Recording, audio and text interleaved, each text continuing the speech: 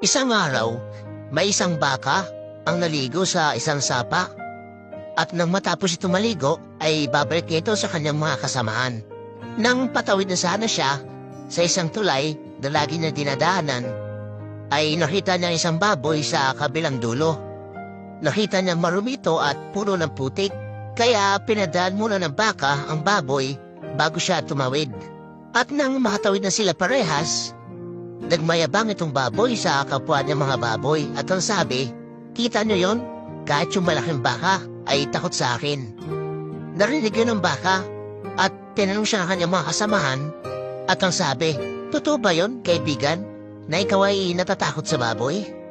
Ngumiti lamang ito at ang sabi, "Kung papatulan ko ang baboy na yon ay malamang isang sipa ko lang siya.